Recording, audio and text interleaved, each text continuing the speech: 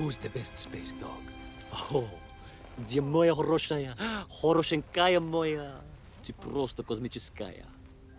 Eh? Who's the best hairy cosmonaut? It is indeed a lovely sunset, and it reminds me of the skies of Peru. I didn't? I never told you about the wonderful Sky City? Well, it was an extraordinary place, but one filled with dangers. Well, it might have been simple for you to cross it, but you were in a space capsule. I had to rely on my own 2 feet, my noshki. Feet which, I might add, had just crossed the interior, beaten the villain Toll, and helped inspire the Myank to a workers' revolution. Oh, that's all very easy for you to say, but your idea of civilized behavior is licking your own bottom in public. No. My adventures above the clouds were filled with untold dangers, death-defying escapes, and some really quite extraordinarily large Bielorybitsa. And it happened like this.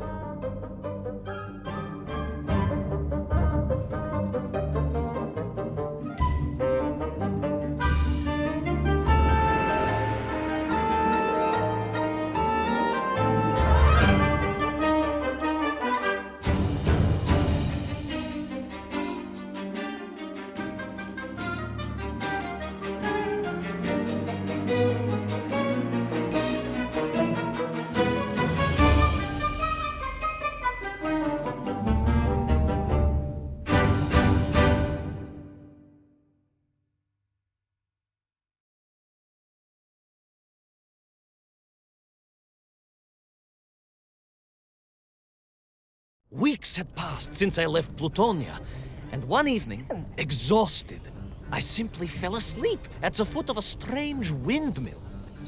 And when I awoke, well, that thought didn't cross my mind.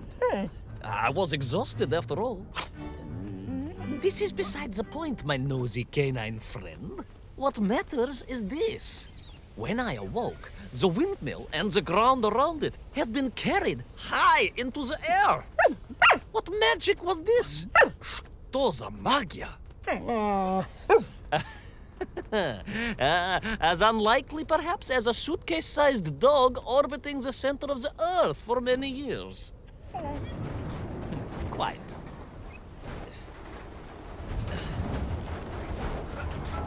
Quick as a flash, Kakmonia, my training leapt into play, and I began to paddle the strange contraption through the clouds in search of answers. It is entirely possible that a miller who owns a windmill capable of levitating high into the air may also own a flying machine. Oh, now you're just being silly. May I continue my recounting of how I sailed over the sky gardens towards the mystical city of Peru? Oh, I must, my moj ušati drug. I must.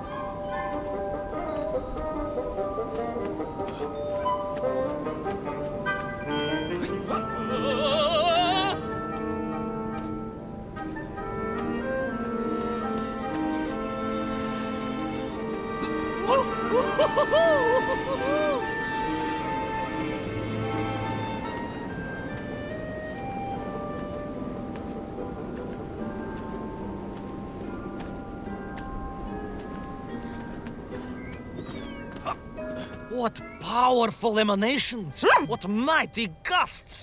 What an epic shkval! They reminded me of Cousin Pavel, yes! But whereas his rearward zephyrs could curdle milk and tarnish the teaspoons, these magical wafts only serve to carry me aloft and onwards.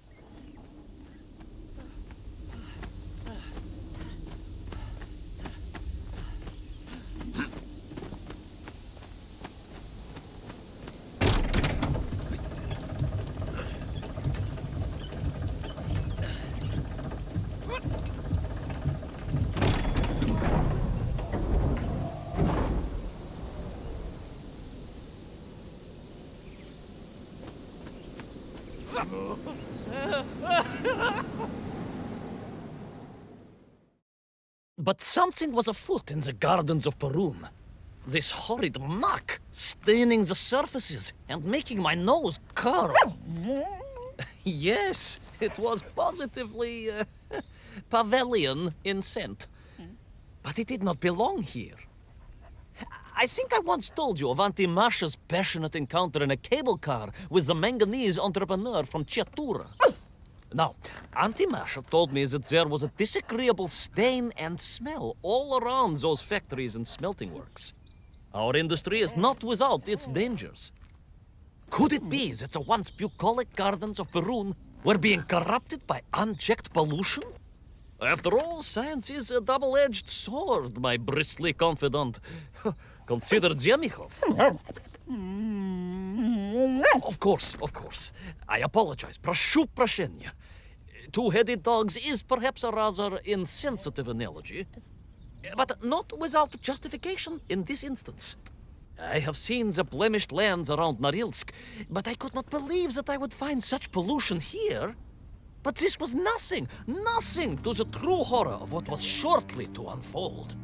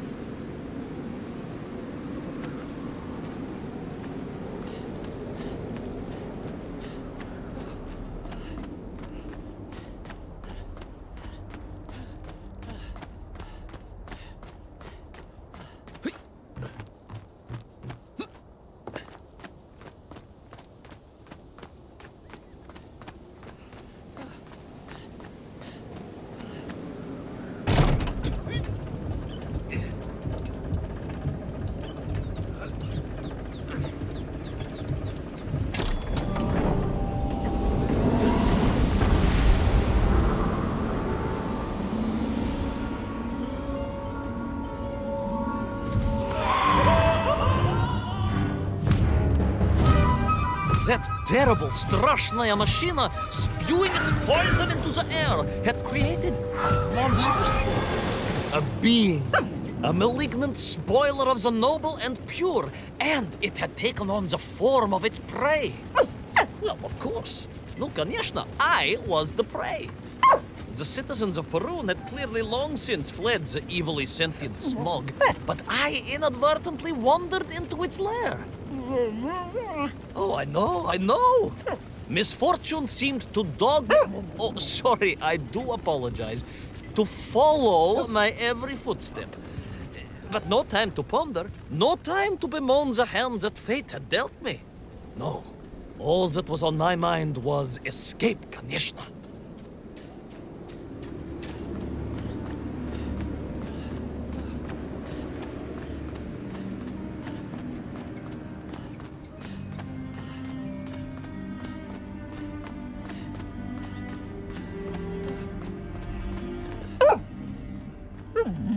Yes, it was most interesting. The windmill seemed to be from an earlier age.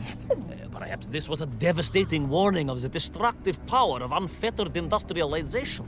I most certainly had not forgotten about the windmills. I did not get carried away. You are missing the point. Perhaps because you are only a small dog. Oh, a brilliant, brave, spacefaring dog, of course, but a small Sabashka nonetheless. If you perhaps listened more and interrupted less, I am just getting to the explanation of the windmills.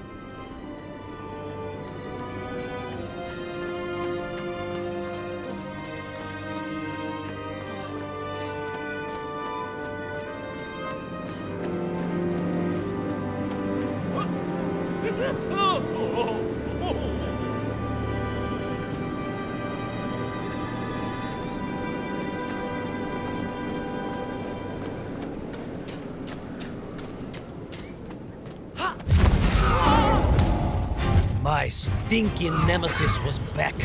But more interesting was the change in the city. The windmills were fading out, clearly obsoleted, mothballed, relics. Instead, a sense of an obsession with power was apparent. Vast engines, terrible machines, ever hungry and reliant on the rapid consumption of fuel, the production of toxic fumes and choking gases. Pride, my pushisti compadre, pride, ambitia, ambition, the dark side of science. Zemechov's had too many. Oh, don't be ridiculous, dog. Only a Durak with the intellectual capacity of a ringworm would think windmills are in any way harmful.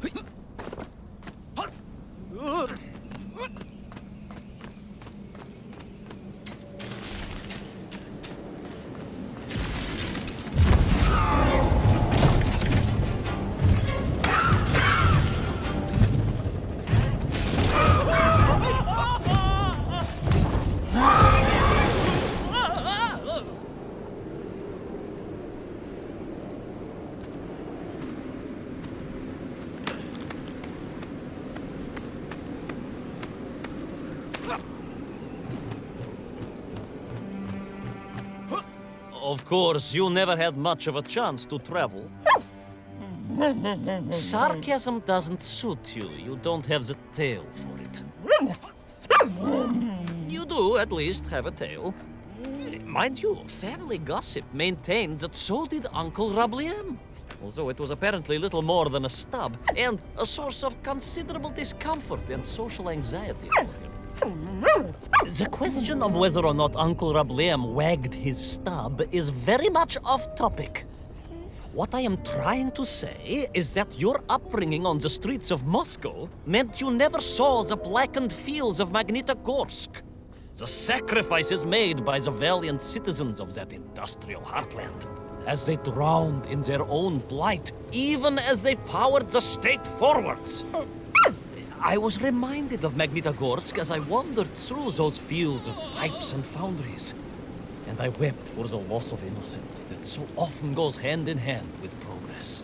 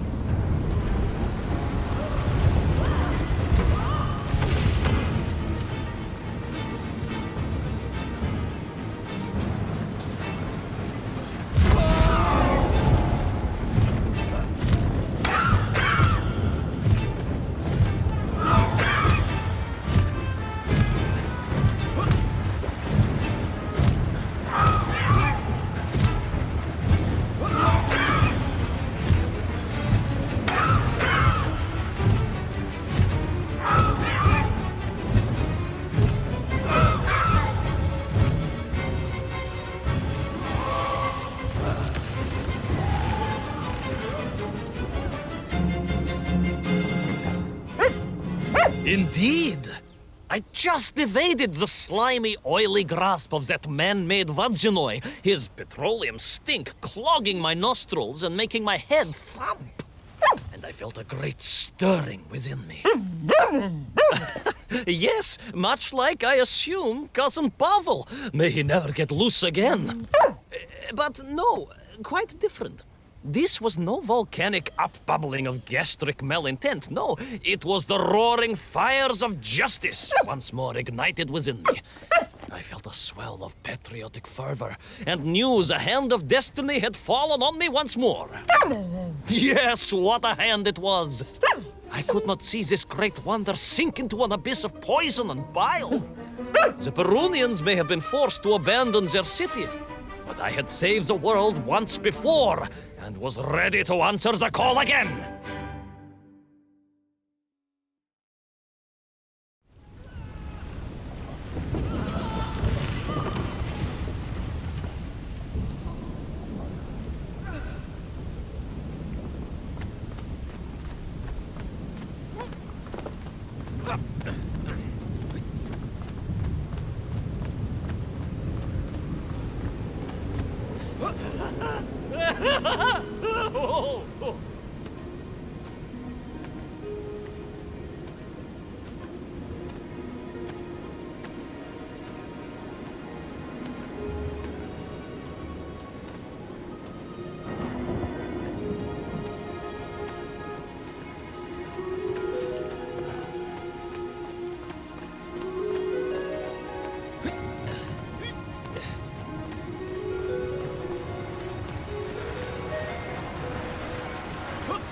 What strange metal Bielaribitsa clearly designed to swim through the air. I was amazed. And there was more. Beneath the fins, I spotted the apertures of hoses and was reminded of the time Auntie Agrafina devised a contraption to water all of her copious algae beds simultaneously with one flush of the toilet by a system of pipes and valves that ran throughout her house. Można tak сказать, in a manner of speaking, yes. Her algae were most irrigated, although her neighbor Victor was washing his trousers in the sink at the time and was bruised quite severely about the face and body. But these were no ordinary flying metal fish. They were designed to expel air, fresh air, and push back the polluted clouds.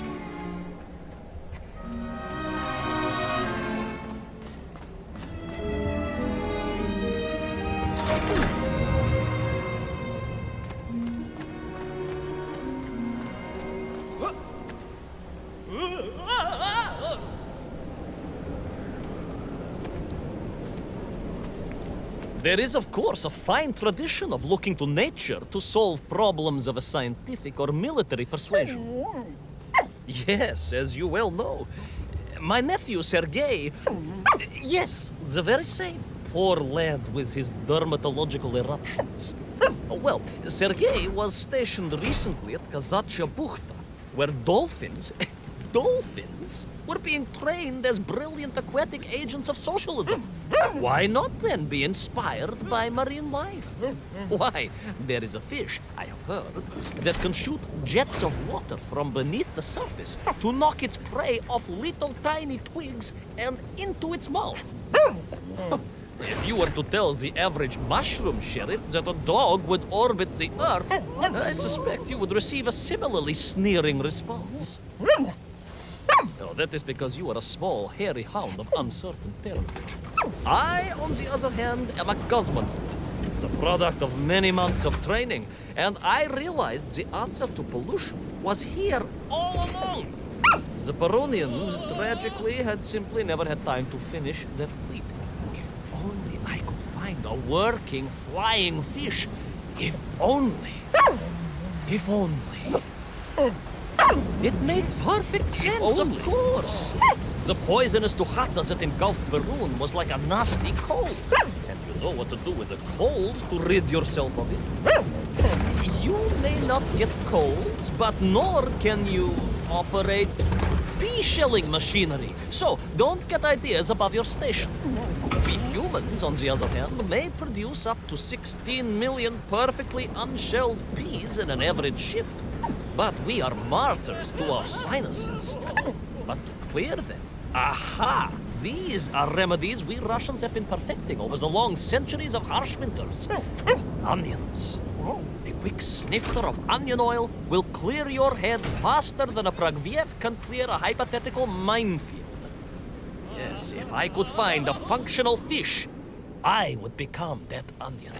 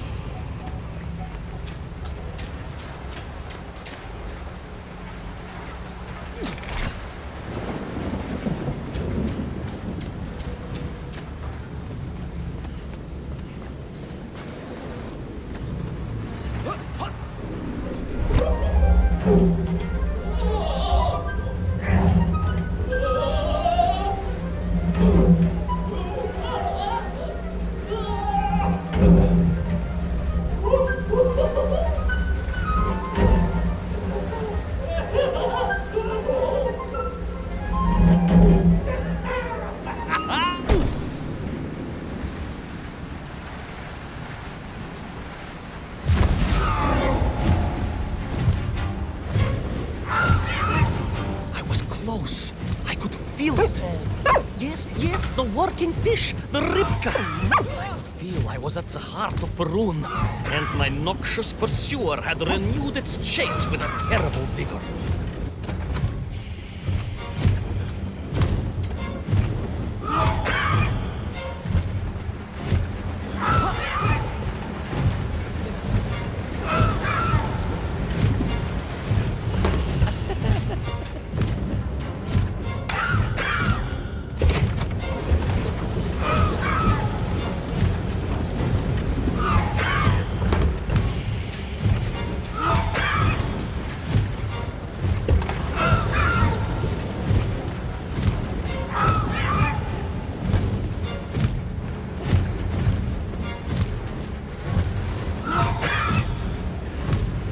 Not far now. I just had to keep going, keep pushing. It's almost as if you knew, Pavel. Okay, double jet.